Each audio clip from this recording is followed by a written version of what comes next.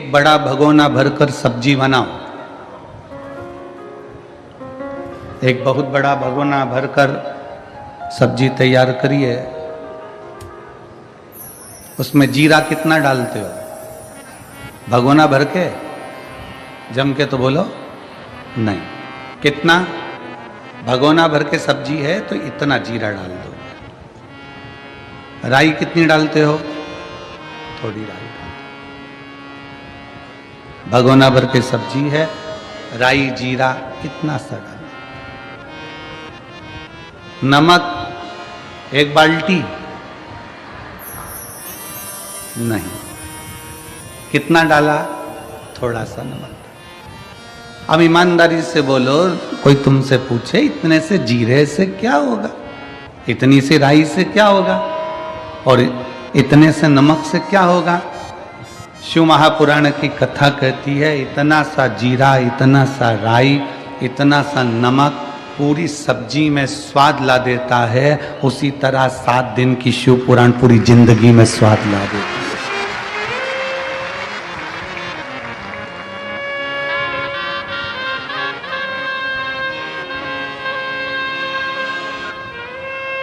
सात दिन की ये शिव महापुराण की कथा हमारे जीवन में स्वाद उत्पन्न कर देती है, खुशियां उत्पन्न कर देती है, प्रसन्नता उत्पन्न कर देती है। यहाँ नांदेड़ वाले डॉक्टर साहब जिन्होंने नांदेड़ में कथा करवाई थी वो बैठे हैं। हम आशीष से बोल रहे थे कि प्रथम ऐसे यजमान हैं जो जहाँ जहाँ कथा होती है लगभग नज़दीक में, तो वहाँ बाबा की एक दिन की कथा सुनने के लिए जरूर आते हैं। और ये पाटिल परिवार जो शिव महापुराण के कथा के यजमान बने हैं शिरपुर महाराष्ट्र के, हम उनसे भी कहेंगे कि प्रयास करना, आपके नज़दीक में कहीं शिव पुराण की कथा हो तो वहाँ 7 दिन नहीं तो कम से कम 1 दिन यजमान परिवार सिरपुर का भी वहाँ पहुँचे।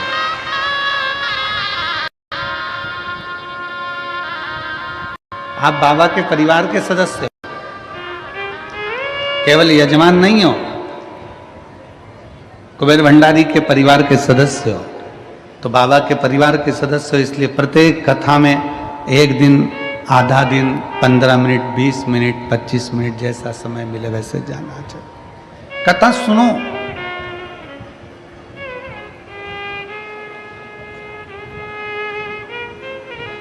कथा में अपने चित्त को लगाओ।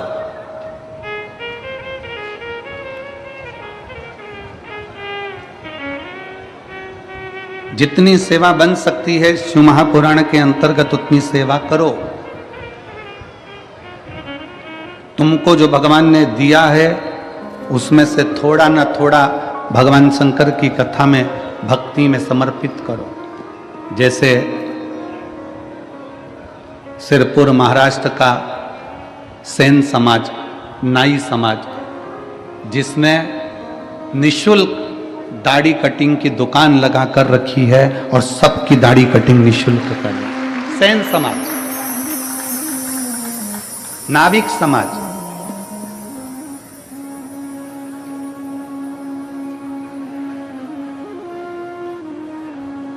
कोई शुल्क नहीं। एक सेन समाज के व्यक्ति से, एक नाविक समाज के व्यक्ति से पूछा कि भाई तुम यहाँ सबकी दाढ़ी बना रहे हो और इतनी सारी लगभग 15-20 तुमने कुर्सियाँ लगा रखी है, सब सेवा में लगे हो, तो उनका उत्साह, उनके चेहरे की प्रसन्नता कह रही थी कि गुरुदेव हम किसी मनुष्य की दाढ़ी नहीं बना रहे हैं, हम तो भोलेनाथ जी यहाँ आए हैं उनकी बना रहे हैं, उनकी बना। कितना उत्साह! मैं संपूर्ण सेन समाज को, नाविक समाज को, नाई समाज को बहुत बहुत साधुवाद देता हूँ। आपका जो प्रयास है ये जनमानस में सनातन धर्म को मजबूत करने वाला है। आज सनातन धर्म को लोग जाति में तोड़ रहे हैं, आज सनातन धर्म को, हिंदू धर्म को लोग जातियों में तोड़ने का प्रयास कर रहे हैं कि ये ब्राह्मण है, ये क्षत्रिय है, ये वैश्य है, ये शूद्र है, सबको बांटा जा रहा है। पर मैं यहाँ के सैन समाज को, नाविक समाज को धन्यवाद देता हूँ कि आप सनातन धर्म को बहुत मजबूत करने का प्रयास कर रहे हो। संपूर्ण भारत के सैन समाज को, नाई समाज को बहुत बहुत साधुवाद।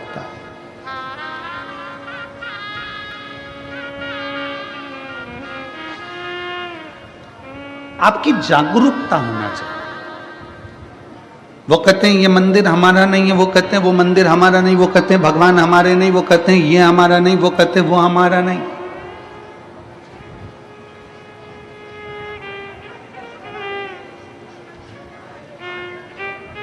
आज तक लोग केवल जातियों में बांटते रहे और कहते रहे कि हम ऊंचे, वो नीचा, वो बराबर, वो ऊंचा। आज तक किसी ने ये नहीं कहा कि 100 का नोट ब्राह्मण का है कि क्षत्रिय का है कि शूद्र का है कि वैश्य का है। वो 100 रुपये अगर शमशान में भी मिले हैं ना, तो भी वो बनिया की दुकान पर चल जाते हैं, और बनिया की दुकान का भी 100 का नोट है तो शमशान में चल जाता है। वो 100 का नोट, उसमें कहीं पर भी ऐसा नहीं दिखा कि कहीं छुआछूत हो। उस 100 के नोट में कहीं ये देखा जाए कि ये हमारा जाति का नहीं है, ये हमारी समाज का नहीं है, ये अन्य धर्म का है या अन्य समाज का है, ये 100 के नोट में नहीं देखा।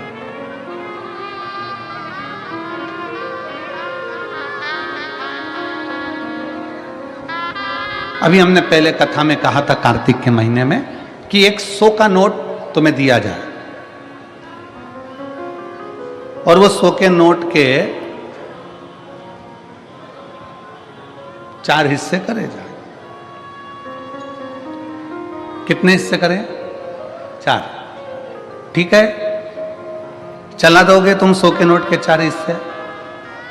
हम 100 का नोट लें और उसको फाड़ें और उसके 4 हिस्से कर दें और कह दें एक ब्राह्मण चलाए, एक क्षत्रिय चलाए, एक वैश्य चलाए, एक शूद्र चलाए। है किसी की हिम्मत जो 100 के नोट के 4 हिस्से कर दिया जाए और अलग अलग जाकर चला के बता दो? कोई चलाएगा? जम के बोलो नहीं। वो ही 100 के नोट के चारों हिस्से सेलो टेप से जोड़ दिए जाएं, एक कर दिए जाएं, तो मार्केट में चल जाएगा। उसी तरह हम ब्राह्मण, क्षत्रिय, वैश्य, शूद्र जब एक हो जाएं तो फिर सारी दुनिया में चल सकते हैं। दुनिया तोड़कर अलग कर रही है, हम जुड़कर एक हो।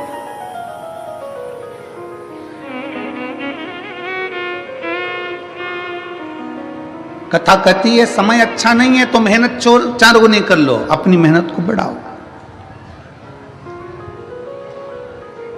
अपने परिश्रम को बढ़ाओ।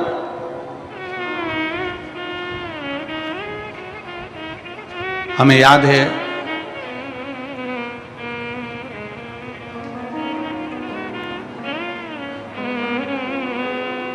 सिरज गांव की एक कथा, बहुत पहले की बात है, 19-20 साल पहले की। और सिरज गांव में जब हम पहुंचे थे तब एक किसान भाई मिलने के लिए आया था।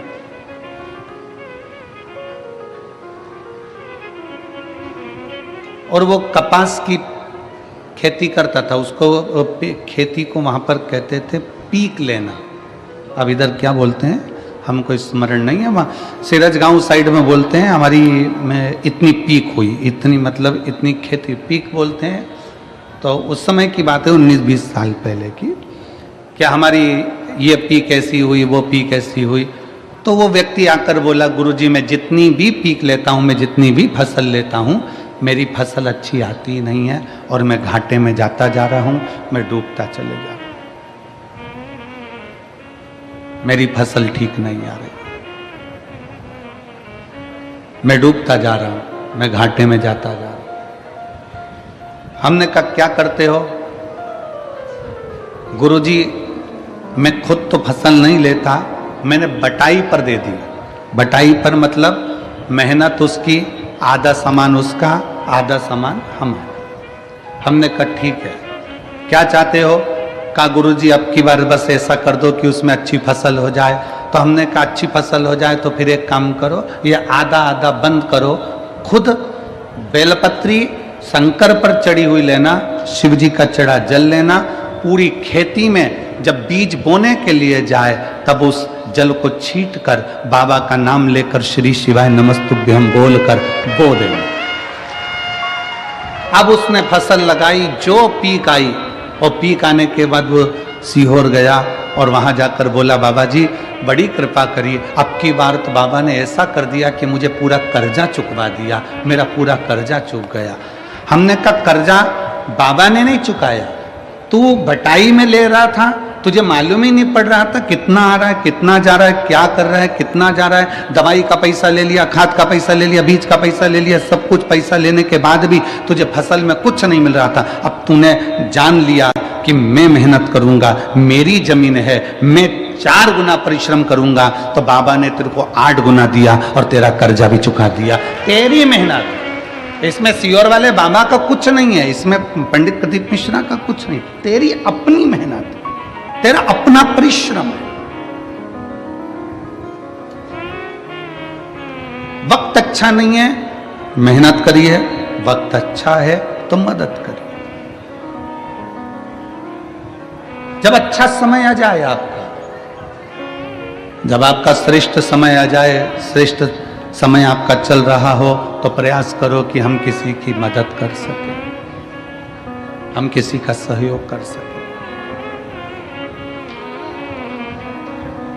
और दुनिया में कोई ऐसा महाराज पैदा नहीं हुआ कि ऐसा फूंक मार के फेंक देगा और सोने का हंडा निकल जाएगा।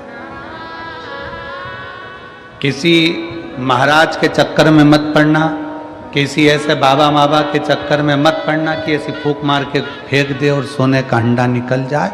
अगर ऐसा हंडा निकले तो हमको भी बताना, हम भी वहीं चले जाएंगे, हम भी चले जाएंगे। इस चक्कर में मत रहो कि तुम्हारा दुख कोई दूसरा काट देगा। इस चक्कर में मत रहो कि तुम्हें करोड़ों का धन कोई लाकर दे देगा, करोड़ों की संपदा तुमको लाकर कोई दे देगा। अपना परिश्रम, अपनी मेहनत अपने को करना, कोई तुमको धन लाकर नहीं देगा। हमारे एक परिचित हैं इंदौर में, हम उनसे मिलने गए, उनके यहाँ शादी थी उनके लड़के की। तो हमने कहा कैसी रही शादी? कहा गुरुजी बहुत बढ़िया, जोरदार शादी, बहुत शानदार। अच्छा, अरे गुरुजी 1000 प्लेट उठी। अब हमें तो समझ में आया नहीं कि प्लेट उठी का मतलब क्या होता है। तुम जानते हो क्या? अरे बोलो तो जम के, जानते हो? मतलब 1000 प्लेट उठी मतलब 1000 आदमी आया, ठीक है? हाँ ठीक है, धन्यवाद, तुमने हमको समझाया। अरे गुरुजी जिस दिन महिला संगीत था उस दिन 800 प्लेट उठी, और जिस दिन शादी थी उस दिन 1000 प्लेट उठी। हमने कहा क्या बात है साहब, बहुत बढ़िया। हमने कहा क्या जोरदार बात है कि शादी में कितनी प्लेट, जम के बोलो, 1000 प्लेट उठी, और महिला संगीत में 800 प्लेट उठी। हमने उनसे कहा विश्वकर्मा जी, आप कह रहे हो कि शादी में 1000 प्लेट उठी और महिला संगीत में 800 प्लेट उठी, जब बुरा वक्त आए तब ये 1000 और 800 लोगों के हाथ तुम्हारी मदद के लिए उठ जाएं तो समझ लेना कि प्लेट उठी।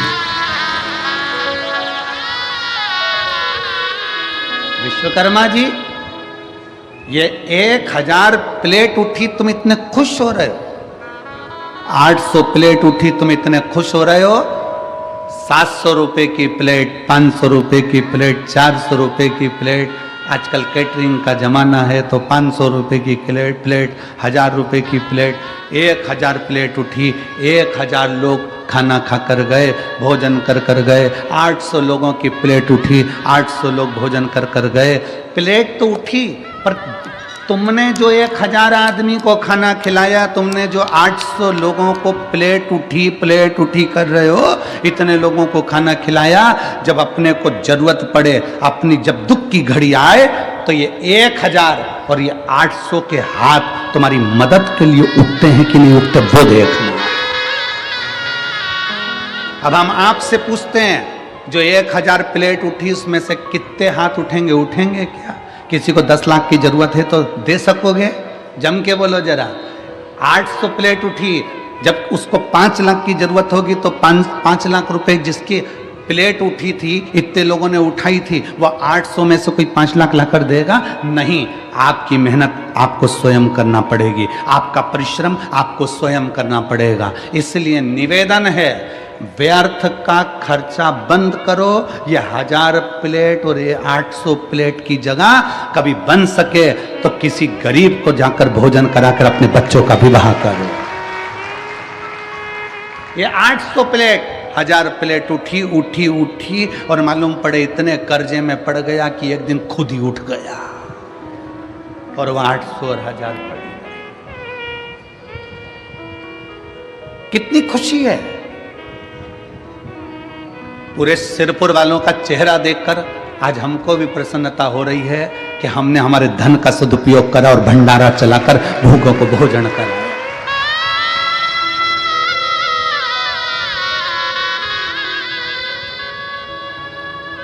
एक गुजरात से कोई ट्रक भर के पानी लेकर आया परसों के दिन और ट्रक भर के पानी बांट कर चले गया। गुजरात से आ गया, पानी की ट्रक भर कर आई सर लेकर। खुशी होती है। कल कोई रात को खिचड़ी चावल की पुलाव बनाकर, वेज पुलाव बनाकर लेकर आया, सब्जी का कोई चावल बनाकर लेकर आया, बांट रहा था। इतनी प्रसन्नता उसके चेहरे पर थी। परसों के दिन कोई जलेबी बांट रहा था, कोई हलवा बांट रहा था। कितनी चेहरे की प्रसन्नता थी। क्यों? वहां जो प्लेट उठी है वो साथ नहीं देंगे, पर यहां तुमने अगर किसी को एक अन्न का दाना भी खिलाया तो उसके खाते में लिख गया, वो साथ देगा, वो साथ देगा।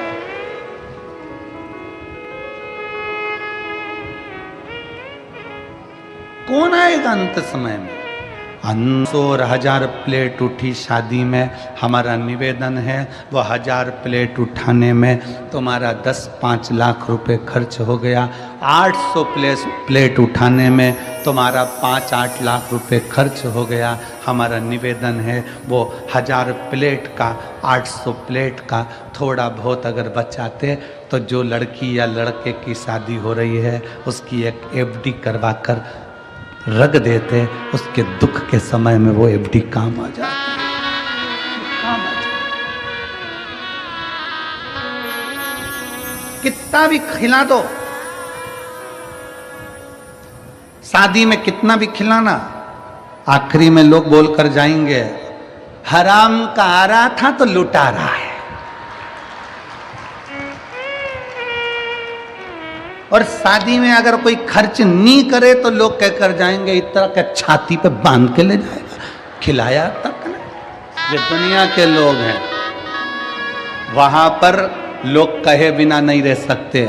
और शिव महापुराण की कथा में आप किसी भूखे को अगर मिर्ची का ठेसा और रोटी भी खिला रहे हो ना, वो स्वाद लेकर खाकर कहेगा, भगवान तेरा भंडार भर कर रखे, तेरे पर कृपा कर। अरे आई, आई, बड़ी कृपा कर, मेरा मुख छुट्टा करा दिया। भगवान तेरे भंडार भर कर रखे, तेरे पर कृपा करके रखे।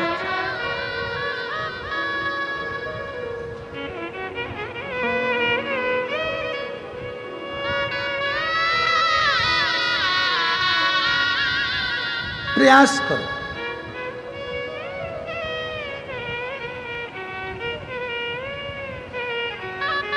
हम बहुत अच्छा किसी को नहीं दे सकते, पर थोड़ा तो अच्छा दे सकते हैं।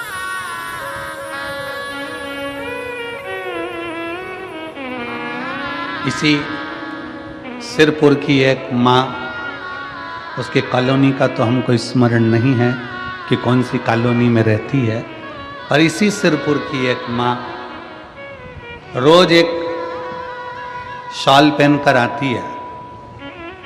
हो सकता है उसके पुराने शॉल हो, रोज एक शॉल पहनकर आती है और कहीं पर भी कथा में बैठ जाती है और पास में जो माँ बैठी रहती है उसको देखती है कि इसके पास नहीं है, अपना जाते जाते शाल उसको देकर चली जाती है और बड़े प्रेम से घर पहुंच जाती। फिर दूसरे दिन वो शाल ले आती। अब उस माँ का तो हम कॉलोनी का नाम नहीं जानते, पर वो माँ जसवंती बाई करके कोई नाम है, उसने कहा कि हमने पूछा माँ तुम्हारे पास में इतने साल है क्या? नहीं, मैं मेरी पड़ोसन से बोल दी तेरे पास पुराने साल कितने रखे हैं? मेरे घर के जितने साल थे मैं तो बांटी आई, और उसके घर में पुराने पड़े थे, कोई काम नहीं आ रहे थे, मैंने उसको निकलवा लिया। बहू से का प्रेस कर दे, प्रेस करके मैं पहले ओढ़ती और ओढ़कर कथा में जाकर बैठकर उसको ओढ़ा कर आ जाती। पुण्यता तो है, तुम्हारे पास में जो है तुम वही तो परमात्मा को दोगे। हम आपसे कभी नहीं कहे कि आप अंबानियां, धन दौलत, संपदा, सत्ता, वैभव किसी को दो, पर इतना जरूर याद रखो कि अपने को जो परमात्मा ने दिया है वो तो दो। एक कथा आती है, बड़ा सुंदर कथा है। एक राजा अपने नगर में सूचना करवा दिया, सुबह 9 बजे से शाम को 5 बजे तक जो मेरे दरवाजे पर आएगा उन सबको सोने की असरफियां, किसी को पीतांबर, किसी को हीरा, किसी को मोती में बांटूंगा। रोज 1 हफ्ते तक मुझे बांटना है। कितनी बजे से कितनी बजे तक? जम के बोलो जरा। सुबह 9 बजे से शाम को 5 बजे तक बांटूंगा। लग गए लोग लाइन में आके, सुबह 9 बजे लोग लाइन में आकर लगे। जैसे ही लाइन में आकर लगे, एक व्यक्ति सबसे आखिरी में लगा। जब जैसे ही दरवाजे पर पहुंचा वैसे ही शाम की 5 बज गई। 5 बजी, 5 बजते से ही वो व्यक्ति ने सोचा मुझे तो मिला नहीं, सवेरे जल्दी आ जाऊंगा। रात को 3 बजे जागा और 3 बजे आके लाइन में खड़ा हो गया। 3 बजे रात को लाइन में आकर खड़ा हुआ, सबसे पहले नंबर उसका था, आगे बढ़ने लगा। 9 बज गई, आगे बढ़ रहा था, पीछे एक व्यक्ति रो रहा था। रोते रोते बोला, भैया मुझे पैसे की बहुत ज़रूरत है, मेरा बेटा बीमार पड़ा है, मुझे पहले ले लेने दो। उसने कहा तू चले जा। उसने उसको आगे कर। फिर पीछे कोई आया, उसने कहा भैया मेरी पत्नी को बहुत तकलीफ है, तू आगे हो जा। भैया मुझे ये तकलीफ है। उसने सबको आगे कर दिया, वो पीछे रह गया। 5 बज गई, बंद हो गया दरबार। 5 बजे बंद हुआ। दूसरे दिन फिर वो सुबह आकर 3-4 बजे से खड़ा हो गया। आज तो मैं लेकर ही मानूंगा। फिर कोई पीछे आ गया, भैया मुझे जरूरत है, भैया मैं कर्जे में लदा लूं, मैं ले आगे आ जा, ले आगे आ जा। फिर 5 बज गई। 5 दिन निकल गए। वो व्यक्ति आखिरी में 5 दिन तक असरफी लेकर नहीं जा सका। 6ठे दिन राजा का ध्यान गया कि ये रोज मांगने आता है और रोज दरवाजे पर खड़ा होता है। राजा ने उसको बुलाया, इधर आ, इधर आ।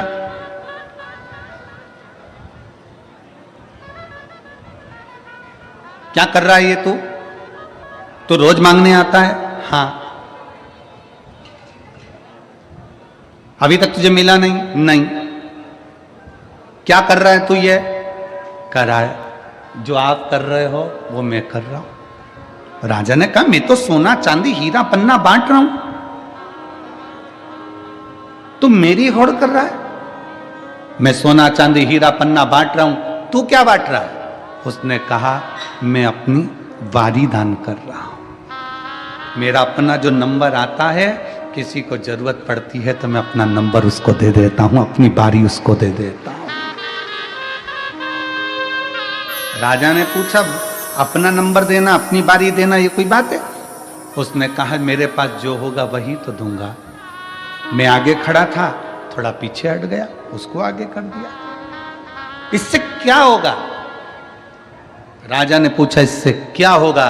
उसने कहा, अब ये तो मेरा भोलेनाथ जाने कि क्या होगा। समय आया, समय पलटा। समय ऐसा पलटा, राजा को रोग हो गया, परीक्षा हुई। विद्वान ब्राह्मण बैठे, संत बैठे, साधु बैठे। नगर में कोई ऐसा व्यक्ति हो, क्योंकि राजा की कोई औलाद नहीं है, नगर में कोई ऐसा व्यक्ति हो जो बहुत विद्वान हो, उसी को राज सिंहासन पर बिठाना है। तब उसी व्यक्ति जो बारी अपना नंबर दे रहा था, सबको आगे कर कर खुद पीछे हो जा रहा था, अपने पास जो था वो प्रदान कर रहा था, उसी व्यक्ति को राजा का सिंहासन दे दिया गया। तुमने क्या दिया भगवान को? आप क्या प्रदान कर रहे हो परमात्मा को? आप क्या दे रहे हो भगवान को? भगवान कभी नहीं कहेगा कि तुम मुझे धन दौलत संपदा सत्ता वैभव दो। भगवान कहता है, तुम्हारे पास में जो है, क्या है तुम्हारा?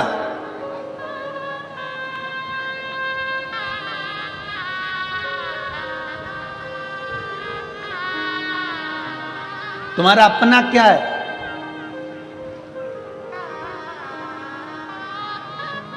किसी ने कहा, भगवान को वो दो जो तुम्हारा अपना है। जल तुम्हारा अपना है? जम के बोलो जरा। पैदा हुए थे तो लेकर आए थे ऊपर से। किसी ने कहा, बेलपत्र दो, बेलपत्र हमारे पेड़ की है, हमारे वृक्ष की है। तुम्हारी है? बेलपत्र भी तुम्हारी नहीं है, जल भी तुम्हारा नहीं है, जो भोजन का भोग लगा रहे हो वो अन्न भी तुम्हारा नहीं है। भगवान को अगर वस्त्र दिया तो वस्त्र भी तुम्हारा नहीं है, जनेऊ दी, वो जनेऊ भी तुम्हारी नहीं है, अबीर गुलाल चंदन दिया, वो भी तुम्हारा नहीं है। केवल मनुष्य के पास अपना केवल एक दिल है, वो भगवान को दे दो, भगवान तुम्हारा हो जाए। तुम्हारा अपना क्या है? केवल एक दिल, केवल एक मन। पर आज के जमाने में दिल भी ऐसा हो गया जैसे सब्जी की दुकान, जिसकी मर्जी होती है जिसको बांट देता है, और बाद में रात को 10 बजे से चालू हो जाता है। 10 बजे से उस पूरे मोबाइल में इतने दिल हैं, और यहाँ तो एक दिल की बात है, और वो दिल भी अगर भोलेनाथ में चला गया तो फिर संसार में नहीं जा पाता है। शिव को शंकर,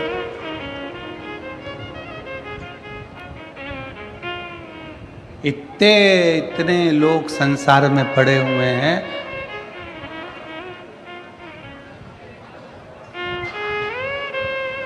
कई लोग कहते हैं, गुरुजी हमारे पास रत्ती भर फुर्सत नहीं है। हमारे पास रत्ती भर फुर्सत नहीं है।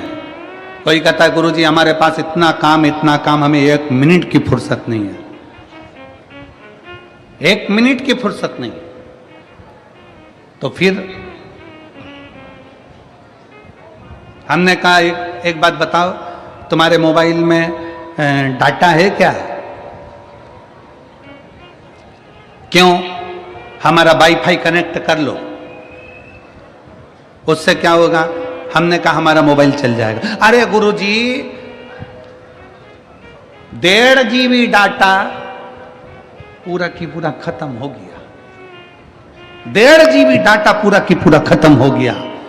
समझ लेना, 1.5 GB डाटा भी अगर तुम्हारा रात होने से पहले पहले खत्म हो रहा है तो दुनिया के सबसे बेरोजगार व्यक्ति तुम ही हो।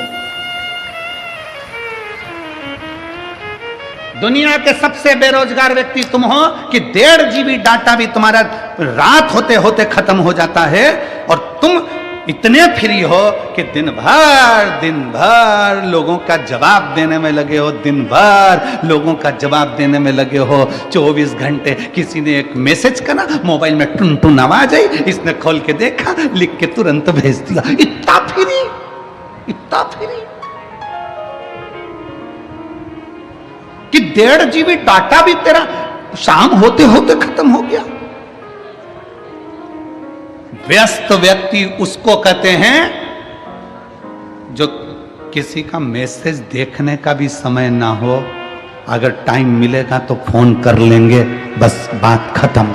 समय होगा देख, कितने फ्री हो और कह रहे समय नहीं, समय कहां गया तुम्हारा? सुबह से उठते हो रात तक के समय में तुम अपना अंदाजा लगा कर बैठिए। एक इतनी सी डायरी लीजिए, उस डायरी में लिखना चालू करो कि आज 6 तारीख को मैंने सुबह से लेकर रात तक क्या क्या काम किया, मैंने कितनी बजे उठा उसका टाइम लिखो, इतनी बजे मैंने क्या करा। आखिर तुम लिखोगे तो ये लिखोगे मैं इतनी बजे उठा, ब्रश करा, पानी पिया, नाश्ता करा, भोजन करा, ये करा, वो करा। उस पूरी डायरी में ये नहीं मिलेगा कि तुमने अपने लिए करा क्या, परिवार के लिए करा क्या, मेहनत कौन सी करी, परिश्रम कौन सा करा, कितने घंटे का परिश्रम करा। जो हम विचार कर कर बोलते हैं, अपनी फाइल लेकर जाते हैं, पत्रिका लेकर जाते हैं, हाथ दिखाने जाते हैं, महाराज जी मेरा भाग्य पलट दो, महाराज जी मेरा भाग्य पलट दो। अरे भाग्य पलटने से अच्छा है, शिव महापुराण की कथा कहती है कि अपना परिश्रम का बल बढ़ाओ, संघर्ष बढ़ाओ, अपनी मेहनत बढ़ाओ। और जब मेहनत बढ़ाओगे तो फिर किसी के आगे जाकर नहीं कहना पड़ेगा कि मेरा भाग्य पलट दो, तुम दूसरे का भाग्य पलट कर रख दोगे। अपने परिश्रम को बढ़ाइए।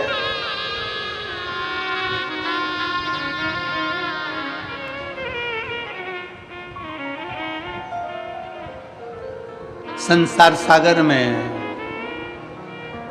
व्यर्थ पड़े हो, व्यर्थ। पूरी शादी देख लो शंकर भगवान की, शंकर भगवान की शादी में कितनी प्लेट उठी,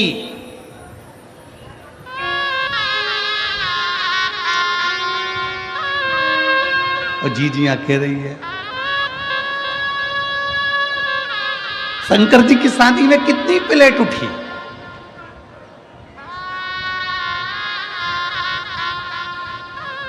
शंकर जी की शादी में जो प्लेट उठाने वाले थे वो ही उठ गए थे। क्यों? क्योंकि भगवान शंकर देखते हैं कि पैसे वाला व्यक्ति जब शादी करता है तो थोड़ा वृद्धाश्रम में डोनेशन दे देगा, थोड़ा अनाथालय में डोनेशन दे देगा, थोड़ा कौड़ी हॉस्पिटल में डोनेशन दे देगा। पर मेरे महादेव ने डोनेशन नहीं दिया, मेरे महादेव ने इनविटेशन दिया कि सब मेरी शादी में आओ, सब मेरी शादी में आओ। भूत, प्रेत, डाकनी, पिशाचनी, चुड़ैल, भयंकर, राक्षस, असुर, गंधर्व, देवता, नाग, सब मेरे विवाह में पहुंचो, सब पहुंचो।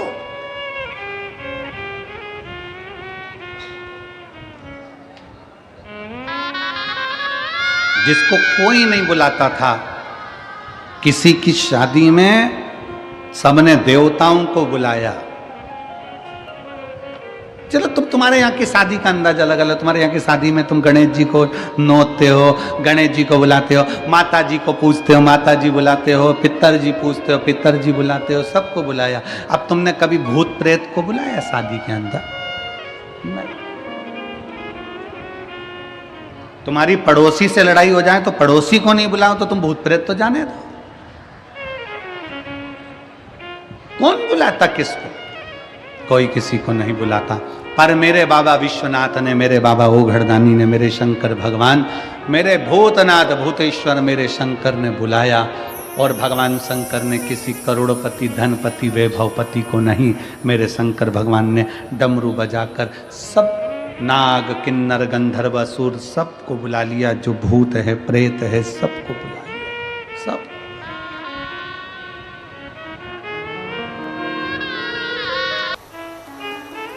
भगवान शंकर का संवाद हमको ये कह रहा, शिव तत्व हमको ये बता रहा शंकर के मंदिर में बहुत घंटों तक बैठने की जरूरत ही नहीं है आपको। मेरी सिरसा की जीजियों, जितने आस्था चैनल पर कथा सुन रहे हैं, जितने फेसबुक यूट्यूब पर कथा सुन रहे हैं, जितने मोबाइल पर कथा सुन रहे हैं, जितने इस सिरसा हरियाणा की पवित्र भूमि पर कथा सुन रहे हैं, आप अपनी चित्तवृत्ति में एक बात उतार कर रख लो, बहुत देर तक शंकर के मंदिर में बैठने की जरूरत है ही नहीं।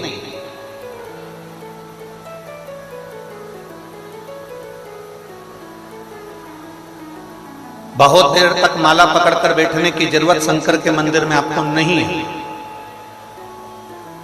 आप तो केवल भगवान शंकर के मंदिर में जाइए, एक लोटा जल चढ़ाइए, श्री शिवाय नमस्तुभ्यम, जम के बोलो जरा, श्री शिवाय नमस्तुभ्यम। एक लोटा जल चढ़ाया, श्री शिवाय नमस्तुभ्यम, तुमने दिल से बाबा से प्रार्थना कर ली, बाबा से कह दिया, नंदीश्वर के कानों में अपने वचन को कह दिया, और वहां से आप चल दिए, वहां से आप निकल गए, वहां से आप चल दिए।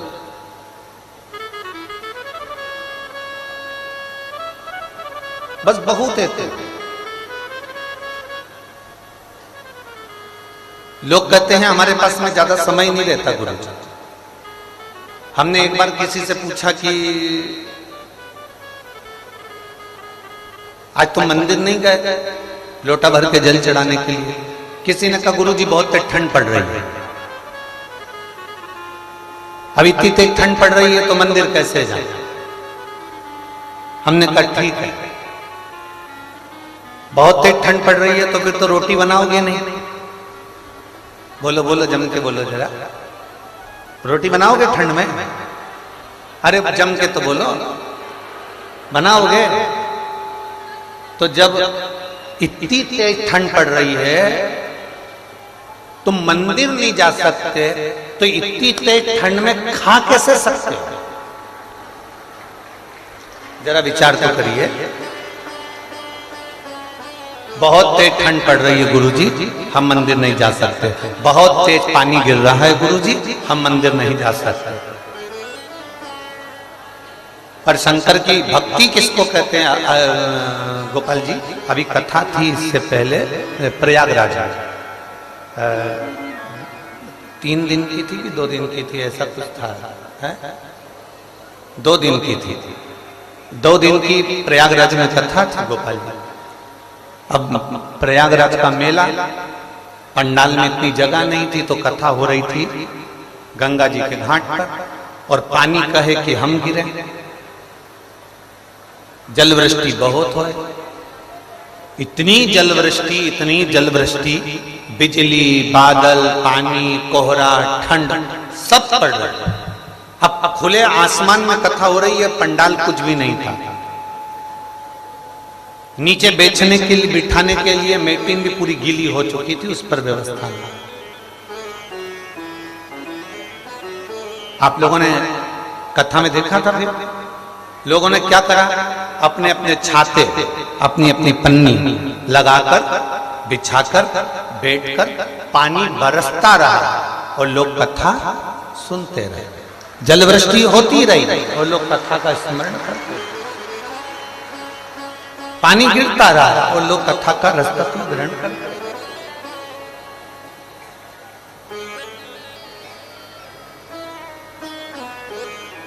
बहुत तेज पानी गिर रहा है गुरुजी, हम मंदिर नहीं जा सकते। बहुत तेज ठंड पड़ रही है गुरुजी, हम मंदिर नहीं जा सकते। बहुत तेज गर्मी पड़ रही है गुरुजी, हम मंदिर नहीं जा सकते। बहुत तेज ठंड पड़ रही है, हम ऑफिस जाते हैं, बोलो जम के बोलो। बहुत तेज बारिश होती है, हम दुकान पर जाते हैं। बहुत तेज गर्मी पड़ती है तो भी हम ऑफिस जा रहे हैं, दुकान पर जा रहे हैं, अपना पूरा काम कर रहे हैं। तो फिर बहुत तेज ठंड, बारिश और गर्मी में हम शंकर के पास क्यों नहीं जा सकते? उसके करीब में भी हमें जाना। हम भगवान के नजदीक में क्यों नहीं जा सकते? हम भगवान के पास क्यों नहीं जा सकते? हम भगवान देवादिदेव महादेव के करीब में क्यों नहीं जा सकते? हमने बहाना अपनाया, बहाना हम बना रहे हैं, बहाना हम स्वयं बना रहे हैं, और बहाना हम ऐसा बहाना बना रहे हैं, हम ऐसा बहाना बना रहे हैं कि पानी गिर गया, गर्मी पड़ गई, ठंड पड़ गई, बारिश पड़ गई, हमने बहाना बनाया।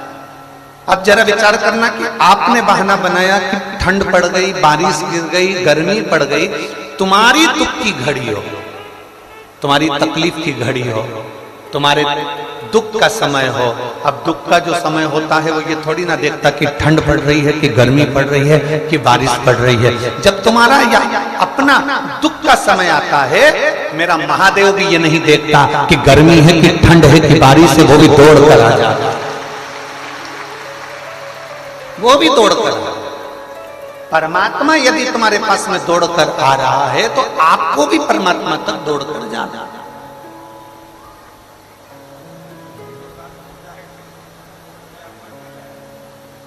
तेरे मंदिर में आना मेरा काम है और मेरी बिगड़ी बनाना तेरा काम।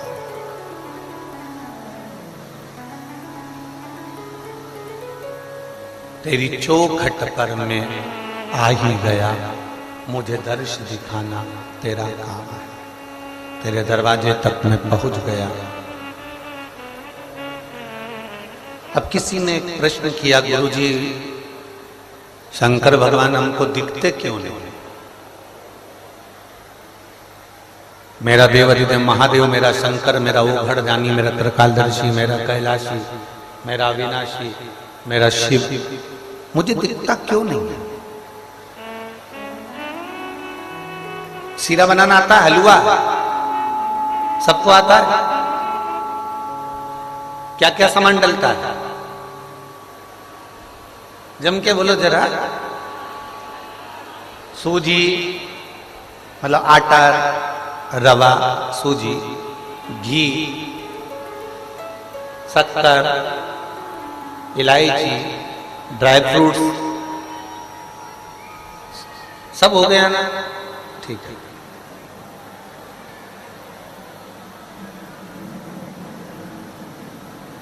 अब हलवा बना, सीरा बना, हलवा बनने पर, सीरा बनने पर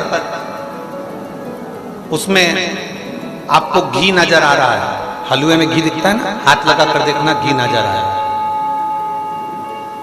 हलवे में ड्राई फ्रूट्स नजर आते हैं, काजू डाला दिख रहा है, बादाम डाला दिख रहा है, खोपरा डाला दिख रहा है।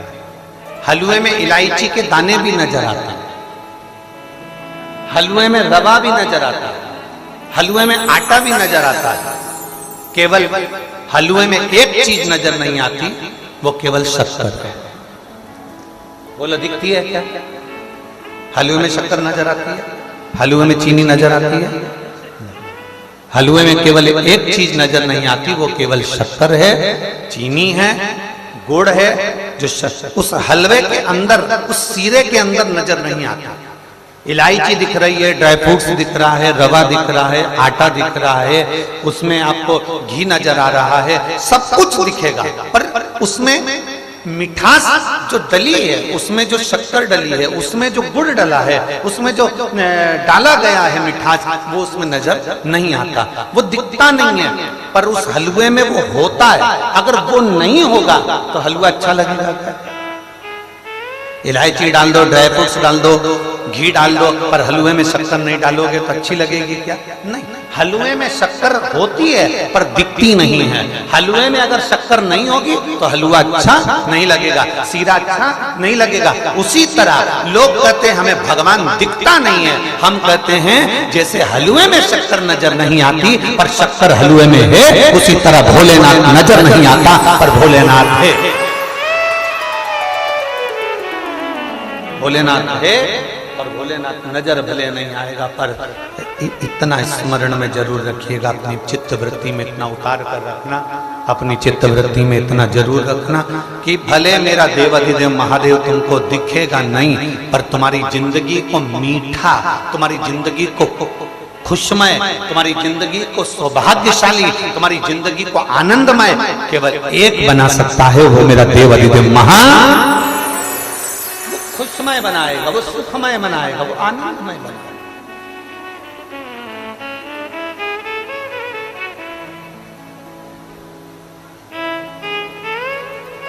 आप उससे निवेदन करेंगे तो वो क्यों नहीं सुनेगा? दिखता नहीं है मेरा महादेव, मेरा शंकर दिखेगा नहीं, मेरा महादेव दिखेगा नहीं, मेरा शंकर नजर नहीं आएगा। पर हमारी जिंदगी को जो प्रसन्नता देने वाला है, हमारी जिंदगी को जो आनंदता देने वाला है, वो शिव ही है।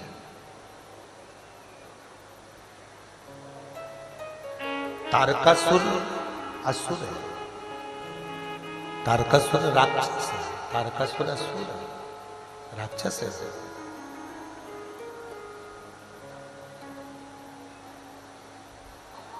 आप जरा विचार करिएगा, एक असुर एक राक्षस, तारकासुर असुर है, राक्षस है, असुर प्रवृत्ति का है, राक्षस प्रवृत्ति है उसकी, असुर है।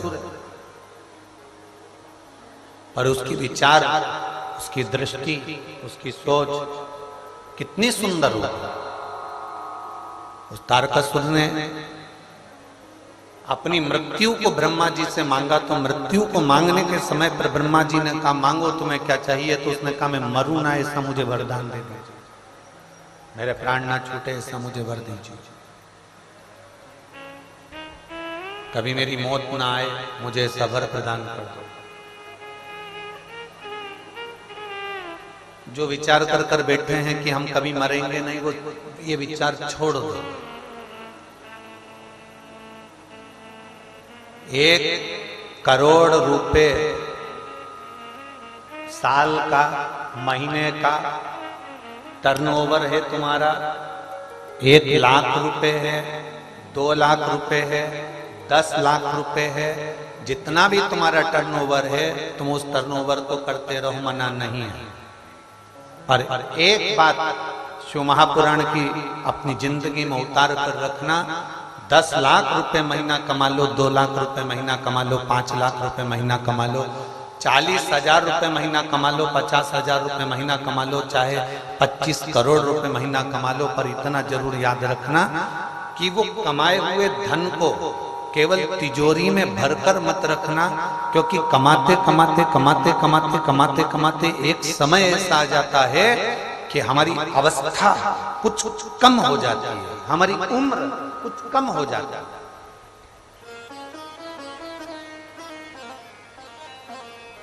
कमाने के साथ में एक बात अपनी चित्तवृत्ति में उतार कर रखो, करोड़ों का धन कमा और मेरा भोलेनाथ तो तुमको ढेरों में दे संपदा, मना नहीं है, खूब करोड़ों में कमा। कुबेर भंडारी तुम्हारे खूब भंडार भर के रखे, तारा बाबा तुम्हें खूब देता रहे, तारकेश्वर महादेव तुम्हारे भंडार भर कर रखे, खूब कमा। पर इतना नियम अपनी जिंदगी में बना लो, जो कमाया है उस कमाई में हम अपने ऊपर कितना खर्च करें, हम अपनी जिंदगी को कितना खुशनुमा जी रहे हैं। कमाने के बाद भी हम डिप्रेशन में, कमाने के बाद भी हम टेंशन में, कमाने के बाद भी हमें कोई सुख नहीं। हमने पहले भी कथा में कहा था, बेटे चला रहे हैं कटे हुए सेवफल का मोबाइल। कौन सा मोबाइल? एप्पल का मोबाइल। बेटे चला रहे एप्पल का मोबाइल, बेटी चला रही एप्पल का मोबाइल, नाती पोते पंती सब चला रहे एप्पल का मोबाइल, और पिताजी वही छोटा सा मोबाइल लेकर बैठे हैं जिनको कोई फंक्शन भी नहीं आ रहा है। कमा कौन रहा है? पिता। अच्छी गाड़ी में सब घूम रहे हैं और पिता मेरी छोटी सी गाड़ी अच्छी है। सब एक से बढ़कर एक कपड़े पहन रहे हैं, फटी हुई जीन्स के कपड़े, नई नई डिजाइन के कपड़े सब पहन रहे हैं, और पिता वही अपनी अलमारी में जो पुराने कपड़े रखे हैं वही निकाल कर पहनता जा रहा है। तुम किसके लिए कमा रहे हो? आप अपने ऊपर खर्च नहीं कर सकते, तुम खुश होकर जी नहीं सकते, तुम प्रसन्नता में, आनंद में, मस्ती में नहीं रह सकते। जितने बड़े औहदे पर लोग पहुंचते चले जाते हैं, हमने पहले भी कथा में कहा, उनकी 3 चीजें चली जाती है। 3-4 चीज बताई है शास्त्रों में कि बड़े बड़े औहदे पर पहुंचने के बाद कुछ 3-4 चीजें ऐसी हैं जो चली जाती हैं। एक, बड़े औहदे पर पहुंचने के बाद उसकी स्माइल चली जाती है, उसकी हंसी। बहुत बड़ा मिनिस्टर, बहुत बड़ा कलेक्टर, बहुत बड़ा कमिश्नर, बहुत बड़े ओहदे पर बैठने वाला ऑफिसर हंसता कम है, हंसता ही नहीं, मुस्कुराएगा ही नहीं, उसकी हंसी चली गई। दूसरे नंबर पर उसका भोजन चले गए। पहले शादी में जाते थे, हम आपसे पूछ रहे हैं, जब धन नहीं था पहले शादी में जाते थे, कोई पद नहीं था पहले शादी में जाते थे, ईमानदारी से बोलना, प्लेट उठाई, खा पी के नची। आज के जमाने में शादी में जाते हैं,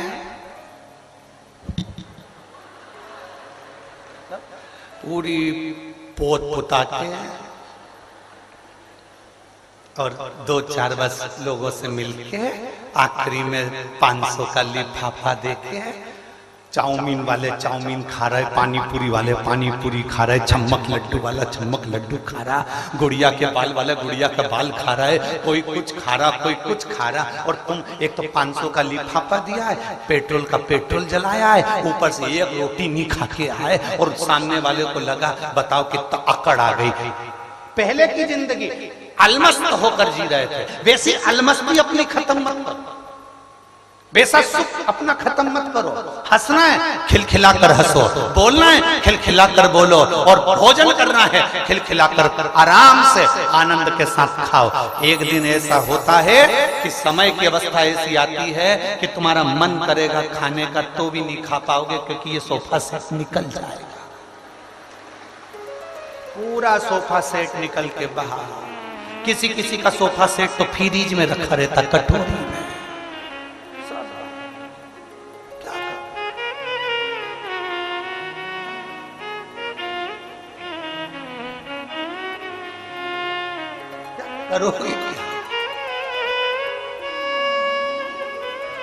गोविंद जी, आपकी जो बेटियां हैं ना और बेटे बेटियां बड़े अलमस्त हैं, बड़े अलमस्त। इनके पास बैठ जाओ तो अच्छा डिप्रेशन वाला भी डिप्रेशन की जगह ऑपरेशन में आ जाता है। ये बात ही ऐसी करते हो। अब कल की बात, अब आपका वो बेटा देर वो अभी लखराम भैया आने वाले हैं, लखराम भैया आने वाले हैं, 2-4 मिनट बात करेगा फिर लखराम भैया आने वाले हैं, लखराम भैया आने वाले हैं। अब हम भी झूले में झूल के हमने भी तारा बाबा से कहा लखराम भैया को भेज दो तो हम अंदर जाए सोने। लखराम भैया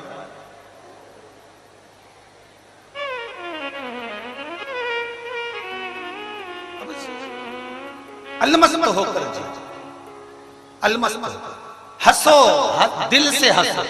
मुस्कुराहट केवल एक मनुष्य को मिली है, कभी कुत्ते को हंसते हुए नहीं देखोगे, खटमल को भी हंसते हुए नहीं देखोगे, झिंगुर कभी मुस्कुराएगा नहीं, इल्ली कभी नहीं हंसेगी। हंसता केवल, जम के बोलो जरा, मनुष्य है। ये मुस्कुराहट, ये स्माइल, ये प्रसन्नता केवल मेरे भगवान ने मनुष्य को गॉड गिफ्ट के रूप में प्रदान करी है कि मुस्कुरा, प्रसन्न हो। और ये प्रसन्नता सबसे पहले किसने दी? भगवान शंकर ने। भगवान नारायण लक्ष्मी जी से चरण दबाते हैं, पर भगवान नारायण के चेहरे पर कभी प्रसन्नता नहीं रहती। ब्रह्मा जी ब्रह्माणी के पास बैठते हैं, पर ब्रह्मा जी के चेहरे पर कभी प्रसन्नता नहीं रहती। इंद्र इंद्राणी के चेहरे पर कभी प्रसन्नता नहीं रहती। यहाँ तक गरुण वरुण जितने भी 33 कोटि देवता हैं, इनके चेहरे पर कभी प्रसन्नता नहीं रहती। पर कभी तुम भगवान शंकर के मंदिर में जाओ, शिव जी की कोई फोटो देखो, शंकर के शिवलिंग को देखो, शंकर की एक मुद्रा को देखना, वो तप में भी बैठा है तो मुस्कुराता हुआ दिखेगा, स्माइल देता हुआ दिखेगा। कि कितने भी डिप्रेशन में रहो पर अपने चेहरे की हंसी मत जाने।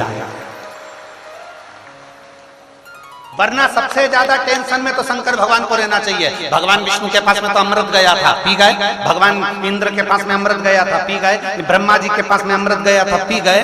सबसे बेकार विष, कालकूट विष महादेव के पास में गया था, जिसके कंठ में विष भरा हो, गले में सांप पड़ा हो, धतूरे पर बैठा हो, ऊपर से ठंडी गंगा बह रही हो, तन पे कोई कपड़ा भी नहीं हो और हवा खूब तेज चल रही हो। जरा विचार करिएगा, इतना इतना तकलीफ की चीजें जिसके पास में हो वो मुस्कुरा सकता। कल वो जीजी बोल रही थी, गोविंद जी की भतीजी, गोपाल जी की बेटी, वो बोल रही थी सांप दिखेगा क्या गुरुजी? अब कल कह रही थी तो हम कहने तो वाले थे वो दिख गया तो तू नहीं दिखेगी, पक्का। अगर मान लो वो दिख गया तो तू नहीं दिखने वाला। अब हम ये बोल देते तो वो कहती बताओ गुरुजी ने ऐसे बोल दिया।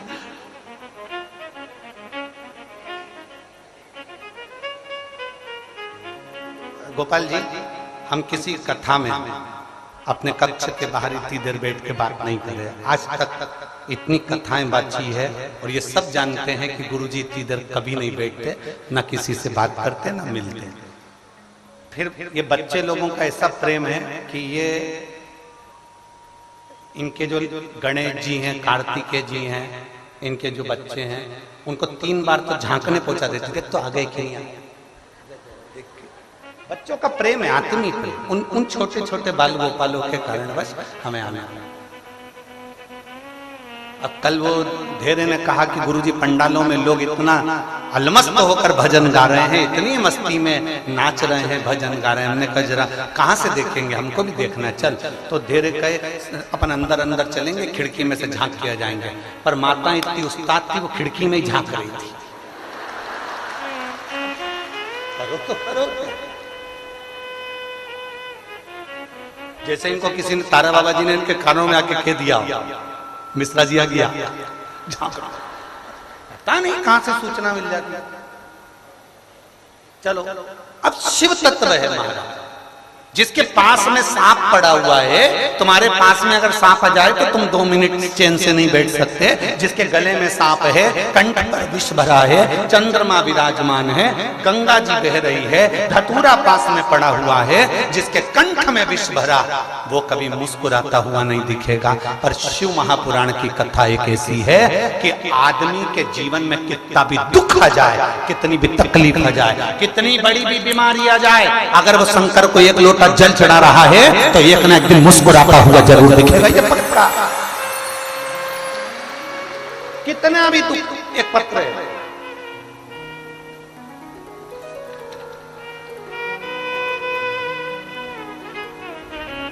मैं लिच्छमा धर्मपत्नी अनिल कुमार, गांव